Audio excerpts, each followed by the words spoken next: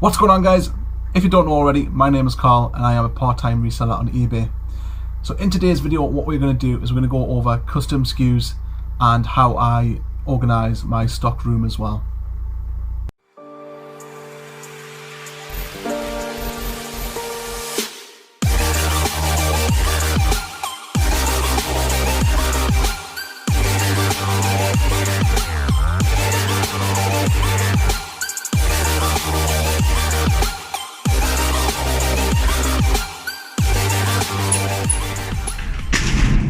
So where this video's come about is actually a comment that I got on one of my videos from the Flippin' Sloth. Really cool guy, and he mentioned how organised my stock room was basically, and I basically just put in the comments I might make a video about it, and he seemed pretty keen to see that. So that's what this video has become. So what I'm going to do first is we're going to go through custom SKUs. So custom SKUs is something that quite a lot of people do use, but if you don't know how to use them and don't know what they are, I am going to go through a little bit of what they are and how to use them.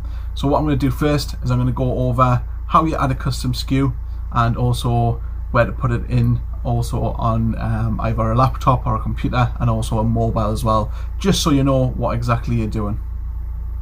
So on a computer or a laptop, when you are posting, you will see here a custom SKU or custom label.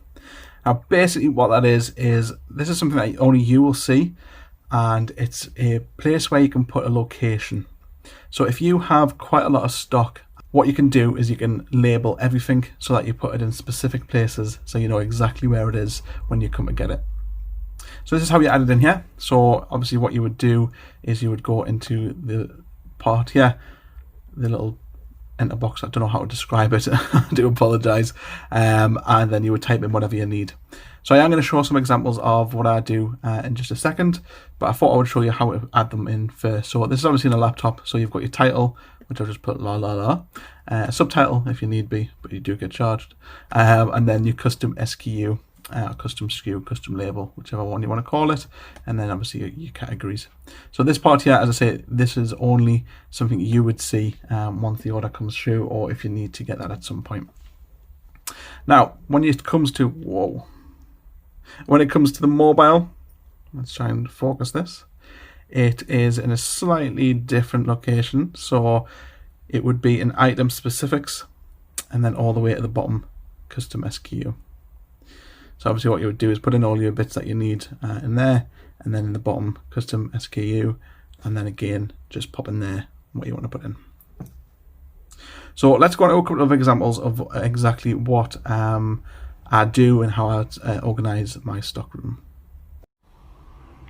So now what we're going to do is we're going to go into how I basically organise my stock room, and just a few little things that I do that maybe you might be able to take away and do yourself. So the first thing that I have when you come through the garage door, it's obviously mannequins just sitting there. And then we have these crates. So these are what kind of fruit and veg come in supermarkets and things like that. Now you can get these from supermarkets. I actually used to work in a supermarket, so that's how I ended up getting them. But if you do go in and ask for them, 9 out of 10 times they'll give you them, because it's easier than them having to ship them back to the warehouse. If you are going to get them though, if you do, I know this has been a little bit over the top, but ask for the ones that have got handles in. It just makes life a lot easier if you do need to get to, like say for instance, the one near the bottom. So the way I do this is I have them all labelled. So CR stands for crate. So this is crate 1, crate 2, crate 3, so on and so forth. So what I'll do is I'll have crate 1, and that's all for Xbox games. So that will either be Xbox One, Xbox 360, or original Xbox, and then PlayStation, Nintendo, etc, etc. Then I've got the racking system. So the racking is basically just for the bigger items. So obviously, again, everything is labelled, so A1, A2, all the way down. And this is where the extras go on there. So I know when an order comes through, it'll show on the order. I'll show you a picture of it. It'll show you the custom SKU, and I just go straight to that shelf, and I know exactly where it is and which one to pick. Now, I know I don't have a massive amount of stuff, but for when I do get a lot of stuff, it does really come in handy. I did fall into the trap when I first started doing eBay of not doing custom SKUs, and I running around for like 5-10 minutes looking for one item, and it just really brings down productivity. So it is really, really handy having custom SKUs, having everything organized as well. So when we come into this little bit here, so these are obviously separate boxes. Now the way I do this is in the custom SKU, for instance this one here, I'll put B3-S001, so I know that the thing I'm looking for is on shelf B3 and in box S001. Again with these, B2, 2, so on and so forth. I also have these little drawers which has got the remote controls in. They're all individually labelled 1 through whatever. With this, I won't bother putting the shelf number because I know SD stands for small drawer, and that'll be in there. So I know what shelf that is most of the times. But what I will do is I'll put SD dash, for instance this one here, 6, 7 or whatever. So I know when I go into SD1 that I'm looking for number 5 or number 6 to pick that up straight away, and that's ready to go. I do also have quite a lot of just like random bits on my shelves, but that will be getting organised pretty soon as well. I am getting a couple more shelves to fill up the garage a bit more. So down here I've got games that are for bundling with consoles, Xbox 360 parts and wires. So basically everything in my garage has a place. I don't have anything out of place. I'm very picky about stuff like that. Everything has to have its own separate place. So coming over here, just for instance, we've got obviously the testing area which goes to the TV, the JFJ Easy Pro, and all the parts for that inside the drawers as well. Then obviously the area for photoing, listing, testing, cleaning, whatever.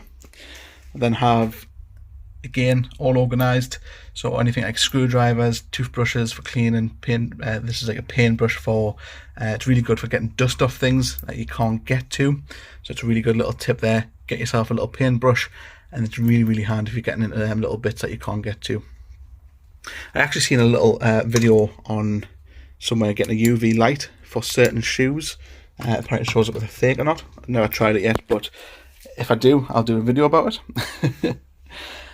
And then I have got these little drawers here, which I've actually picked up from a car boot sale, and these have all spare parts in here. So again, everything has its own little space, so I know if I get a controller that's broken or faulty, I know exactly where to go to get the spare bits.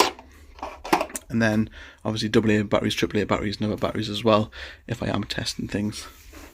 Then got all my boxes down here, so I know exactly where boxes are. I've seen a few people's videos where the boxes are just everywhere, and it just it gives us really bad anxiety. I don't know why, but it does.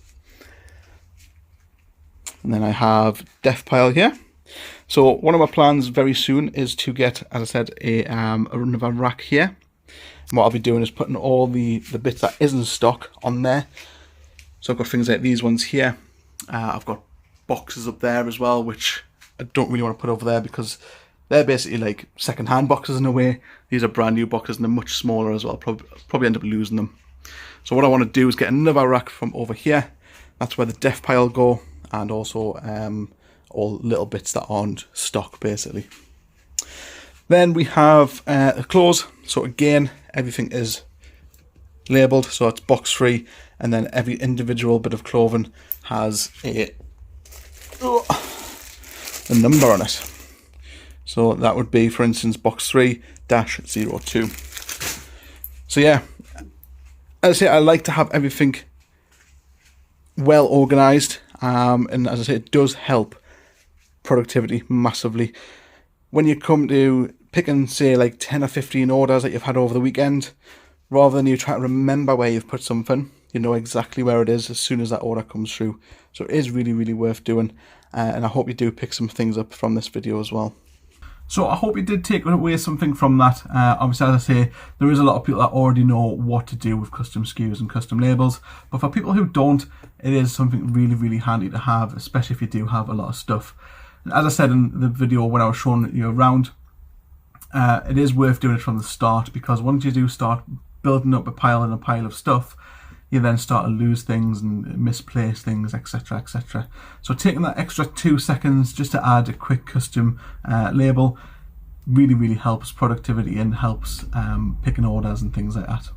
I do apologise about the caveman look. I haven't been able to get to barbers with this whole lockdown thing. I know they are back open, but I just don't have the time at the moment. And I hope you do like the new quality of the camera. So I have just upgraded my phone, and hopefully it's a little bit of a better quality than what the last one was. So let me know if you have noticed a quality difference or anything like that. As you can probably see, you can see a lot more of the garage because it does have a wide angle lens on. Well, not on, it's got one built in, hasn't got one on. But yeah, so thank you very much for watching, and please do consider subscribing if you're not already, and I'll see you in the next one.